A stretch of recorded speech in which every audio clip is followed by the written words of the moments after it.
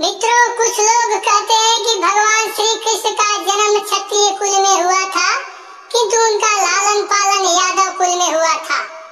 इसलिए भगवान श्री कृष्ण यादव नहीं थे, बल्कि क्षत्रिय थे। किंतु इतना जान लीजिए कि भगवान तो त्रिलोकीनाथ हैं, वे सबके भगवान हैं। वे किसी के प्रति भेदभाव नहीं करते, उनके लिए तो सब मनुष्य समान हैं। फिर भी यदि कोई व्यक्ति इस भावना को छोड़कर ये कहता है कि भगवान क्षत्रिय कुल में पैदा हुए थे, किंतु उनका लालन पालन यादव कुल में हुआ था, तब इस तरह से कहने वालों के लिए बताना आवश्यक हो जाता है कि वास्तव में भगवान श्री कृष्ण का जन्म, लालन पालन कहाँ और किस वंश में हुआ था। तो आज हम इसी विषय पर विस्तार से प्रमाण सहित बताएंगे। तो मित्रों, बात यहाँ से प्रारंभ होती है कि भगवान श्री कृष्ण के जन्म से पहले ही यह प्लानिंग बन चुकी थी कि प्रभु कहाँ पर, किस वंश में, किसके गर्भ से जन्म लेंगे। और इसी पूर्व निर्धारित प्लानिंग के तहत भगवान विष्णु ने अपनी योग माया को बुलाकर उससे कहे हैं, जिसका वर्णन भगवत महापुराण के 10वें स्कंद के 2 अध्याय में कुछ इस प्रकार से लिखा गया है। विश्वात्मा भगवान ने देखा कि मुझे ही अपना स्वामी और सर्वस्व मानने वाले यदुवंशी कंस के द्वारा बहुत ही सताए जा रहे हैं। तब उन्होंने अपनी योग माया को आदेश दिया, देवी कल्याणी, तुम ब्रज में जाओ। वह प्रदेश ग्वालों और गौओं से सुशोभित है। वहाँ नंद बाबा के गोकुल में वासुदेव की पत्नी रोहिणी निवास करती है। उनकी और भी पत्नियां कंस से डरकर गुप्त स्थान में रह रही हैं। इस समय मेरा अंश, जिसे शेष कहते हैं, देवकी के उदर में गर्भ रूप से स्थित है।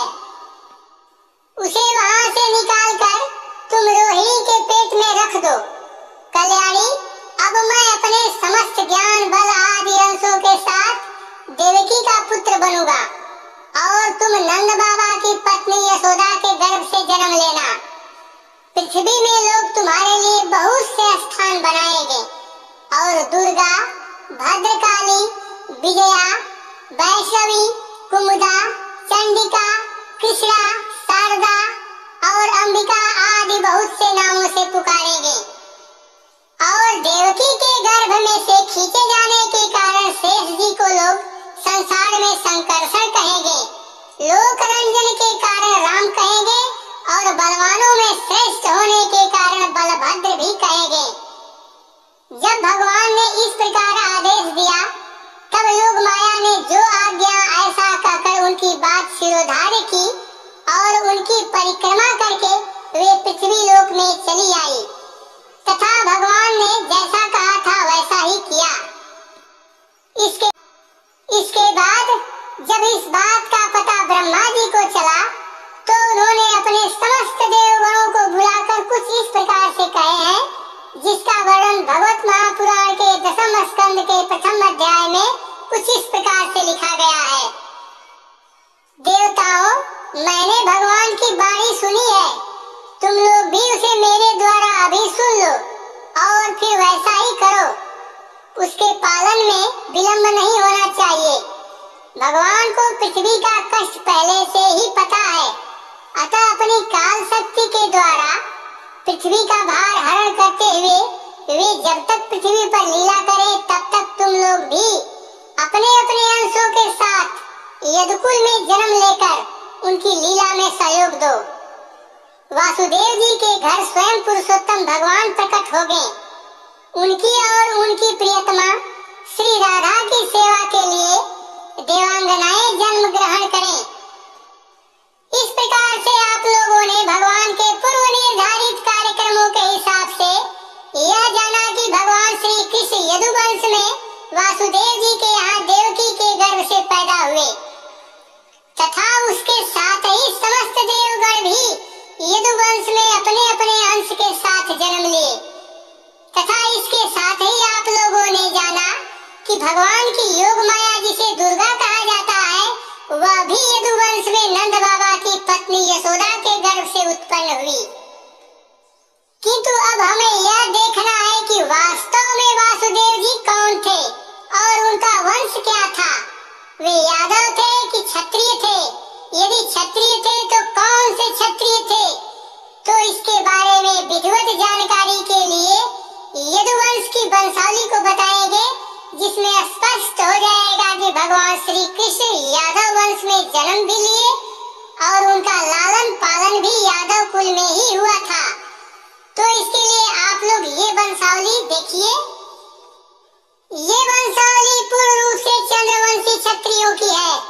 इसमें जितने भी नाम और उपवंश मिलेंगे वे सभी चंद्रवंशी क्षत्रिय होंगे, जिसमें नारायण से ब्रह्मा, ब्रह्मा से अत्रि, अत्रि से चंद्रमा हुए।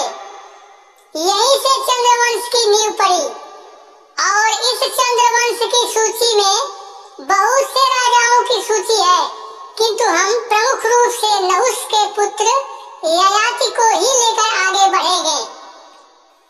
तो इसके आगे देखिए, ययाति की 2 रानियों से कुल 5 पुत्र पैदा हुए, जिसमें से ययाति की पहली पत्नी देवयानी से 2 पुत्र यदु और तुर्वसु हुए, जिसमें से यदु सबसे बड़े पुत्र थे और इसी यदु से यदुवंश की उत्पत्ति हुई, जिसमें आगे की पीढ़ी में भगवान श्री कृष्ण का भी जन्म हुआ। और इस यदु के 4 पुत्र थे, शस्त्राजित, कोष्ठा, नल और रिपु, जिसमें हम यदु के पुत्र कोष्ठा को ही लेकर आगे बढ़ेंगे। जिसमें देखिए, राजा कोष्ठा के नीचे पिता पुत्रों की क्रमवार सूची है, जिसमें 13वें नंबर पर राजा विदर्भ है और इस विदर्भ के 3 पुत्र कृथ, कौशिक और रोमपाद हैं। और इनके 3 पुत्रों में से यहाँ देखिए, राजा कृथ के नीचे पिता पुत्रों की सूची है, जिसमें 19वें नंबर पर राजा भीम सत्वत हैं। और इस भीम सत्वत के कुल 7 पुत्र थे, जिसमें से बिश्री और अंधक काफी शक्तिशाली थे। इन्हीं अंधक और बिश्री के नाम पर अंधक वंशी और बिश्री वंशी यादवों की उपशाखा का उदय हुआ, जिसमें से अंधक वंश में आगे चलकर कंस का जन्म हुआ तथा बिश्री वंश में आगे चलकर भगवान श्री कृष्ण का जन्म हुआ। इसलिए हम विशेष रूप से भीम सत्वत के पुत्र बिश्री को ही लेकर आगे बढ़ेंगे। तो यहाँ देखिए, बिश्री के 2 पुत्र देवमोड़ और युद्धाजित थे, जिसमें देवमोड़ की 2 रानियां मदिसा और वैश्यपर्णा थी। जिसमें देवमोड़ की पहली पत्नी मदिसा से सूरसेन हुए और इस सूरसेन की पत्नी मरिया से 10 पुत्र और 5 पुत्रियां हुई, जिसमें से सूरसेन के बड़े पुत्र का नाम वासुदेव था। ये वही वसुदेव है जिनका विवाह अंधक वंश के देवक की पुत्री देवकी से हुआ था और इसी देवकी के गर्भ से भगवान श्री कृष्ण का जन्म हुआ। ये तो रही बात देवमोड़ की पहली पत्नी मदिसा के पिता पुत्रों की, जिसमें भगवान श्री कृष्ण का जन्म हुआ। किंतु अब हम देवमोड़ की दूसरी पत्नी वैश्यपर्णा की तरफ चलते हैं। जिस प्रकार से देवमोड़ की पहली पत्नी मदिसा से सूरसेन हुए, उसी प्रकार से देवमोड़ की दूसरी पत्नी वैश्यपर्णा से पारजन्य हुए और इस पारजन्य के कुल 9 पुत्र हुए, जिसमें से तीसरे नंबर पर नंद बाबा थे। ये वही नंद बाबा हैं जिनके यहाँ वासुदेव ने अपने पुत्र श्री कृष्ण को कंस के भय से पहुंचा दिए थे। किंतु यदि इस वंशावली को ध्यान पूर्वक देखा जाए तो वासुदेव जी और नंद बाबा एक ही परिवार से होते हैं, अर्थात उनके पितामह एक ही है, जिनका नाम है देवमोड़। इस प्रकार से नंद बाबा और वासुदेव जी रिश्ते में भाई थे और ये दोनों ही वंशी यादव थे, जिसमें से नंद बाबा गोकुल में रहते थे। अतः जो कोई यह कहता है कि भगवान श्री कृष्ण का जन्म क्षत्रिय कुल में हुआ था, किंतु उनका लालन पालन यादव कुल में हुआ था, इसलिए भगवान श्री कृष्ण यादव नहीं बल्कि क्षत्रिय थे। तो इस वंशावली को देखने के बाद यह सिद्ध होता है कि भगवान श्री कृष्ण चंद्रवंशी क्षत्रियों में यदुवंशी क्षत्रिय थे, जिसमें दोनों बात एक ही साथ सिद्ध होती है कि भगवान श्री कृष्ण यादव भी थे और क्षत्रिय भी थे तथा उनका जन्म और लालन पालन दोनों ही चंद्रवंशी क्षत्रियों के यहाँ ही हुआ था। किंतु दूसरे वंश के लोग इधर उधर की बातों से लोगों को गुमराह करके यहाँ पर अपनी चिड़िया बैठाकर इस यादव वंश में घुसने का अथक प्रयास कर रहे हैं। किंतु इतनी बड़ी सच्चाई को छिपा पाना उनके लिए एक दिवा स्वप्न के समान है, जो कभी भी साकार नहीं हो सकता। क्योंकि भगवान श्री कृष्ण तो इस विषय में खुद ही उस समय कहे हैं जब राजा मुचुकुंद ने अंधेरी गुफा में भगवान श्री कृष्ण से पूछा कि आप कौन हैं। तब भगवान श्री कृष्ण ने मुचुकुंद से कुछ इस प्रकार अपना परिचय दिए हैं, जिसका वर्णन विष्णु पुराण के अध्याय 22 के श्लोक संख्या 24 में कुछ इस प्रकार से लिखा गया है। मैं चंद्रवंश के अंतर्गत यदुकुल में वासुदेव जी के पुत्र रूप से उत्पन्न हुआ हूँ। तो जब भगवान ही स्वयं अपने बारे में ऐसा कहे हैं तो फिर इसमें संशय कैसा। किंतु हम इस बात को भली भांति जानते हैं कि ऐसा संशय करने वाले केवल दो ही लोग हो सकते हैं। एक तो वह जिसे इसके बारे में बिल्कुल ज्ञान नहीं है, दूसरा वह जो सब कुछ जानते हुए भी थेथर बनकर यादव बनने का अथक प्रयास कर रहा है।